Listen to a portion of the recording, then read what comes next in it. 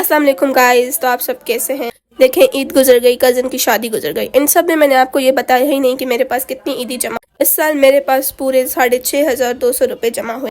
तो मैंने सोचा है क्यों ना मैं इससे एक ट्राइपॉड खरीद लूँ। पर मैंने ये भी सोचा है अगर 6,500 रुपये मेरे पास जमा हुए हैं और अगर आप मेरे को 3,500 रुपये दे दें तो मेरे पास जो है पूरे 10,000 रुपये कंप्लीट हो सकते हैं। अब आप कहेंगे कि आपकी मैथ्स कच्ची है क्या? 6,500 रुपये में जो है 2,300 रुपये डालने के बाद 10,000 कंप्लीट होंगे। पर मेरी मैथ्स कच्ची नहीं है, आप मेरे को नहीं जानते। मैंने राउंड फिगर पूरा करने के लिए 200 रुपये खर्च कर लिए हैं ताकि 6,500 रुपये कंप्लीट रहें, ज़्यादा ना बढ़ें। फिर मैंने सोचा क्यों ना, मुझे इतने सारे लोग देखते हैं, क्या उनमें से कोई भी मुझे 3,500 देने के लिए राज़ी होगा कि नहीं।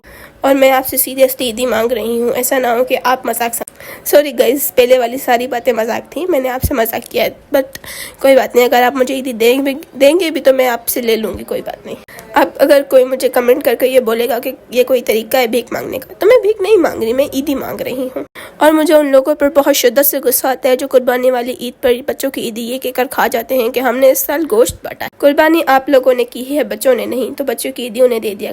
वरना अगर ईदी नहीं देंगे तो कुर्बानी का सवाब भी बच्चों को मिलेगा, आपको नहीं, क्योंकि बच्चों ने अपनी ईदी की कुर्बानी दी है, आपने अपने बकरे की नहीं। आप कहेंगे कि बकरा ईदी से ज़्यादा महंगा हो, तो इससे ज़्यादा अच्छा है कि आप बच्चों को ईदी दे दिया करें, कुर्बानी का सवाब आपको मिल। देखें यार, मेरा वॉइस ओवर भी ख़त्म नहीं हो रहा, जैसे मार्च का महीना ख़त्म नहीं हो रहा। मैंने इस मंथ में जो है पेट्रोल की महंगाई, सोने की घटताई, सर्दी, फिर गर्मी, फिर दोबारा सर्दी देख ली है। इसके अलावा ईरान और अमेरिका की जंग भी, और इसके अलावा मैंने ना अपनी कज़न की शादी, नानी की डेथ, मैंने इस मंथ में जितनी डेथ्स देखी है ना, अब कल ही के दिन में 2 डेथ्स हुई, हमारे एक रिलेटिव में और एक जो है हमारे जानने वालों। बस अल्लाह रहम करे। वैसे हमें आने वाली नस्लों के पास सुनाने के लिए एक और स्टोरी कि हमने एक मंथ में इतनी सारी चीज़ें देखी जो कि आने वाली और पिछली नस्लों में से किसी ने भी नहीं देखी। ये जो हमारे मिलेनियंस कहते हैं ना कि हमने बहुत कुछ देखा है, ये तो बताएं कि आपने मार्च के 1 महीने में इतनी सारी चीज़ें एक साथ देखी। ओ होली, ईद का तो मैं जिक्र ही करना भूल गई, होली और ईद भी देखिए।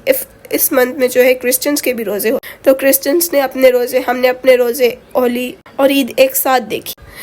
अब आने वाली और पिछली नस्लें जितनी भी कोशिश कर लें, ये सब एक साथ नहीं देख सकते। ये जो लोग कहते थे ना कि जेनजीज ने कुछ नहीं देखा, एक मंथ में इतना कुछ देखने का रिकॉर्ड है जितना आपके पास अपनी पूरी ज़िंदगी में देखने का नहीं। हमारे बड़े बूढ़े क्या कहते थे कि हम जो है स्ट्रीट लाइट्स के नीचे बैठ, हम अपनी आने वाली नस्लों को ये कहेंगे जब ईरान और अमेरिका की जंग होती थी और धमाके फटते, उनकी चिंगारियों से आने वाली रोशनी से हम पढ़ते, उसके बाद भी हम कामयाब नहीं हो सके। तो क्या हुआ? जंग चल रही थी उस टाइम, और जंग के दौरान सरवाइव करना ही बहुत मुश्किल होता है, कामयाब होना तो बहुत दूर की बात है। आज के लिए इतना ही, कल मिलेंगे एक नए व्लॉग के साथ, तब तक के लिए अल्लाह हाफिज़।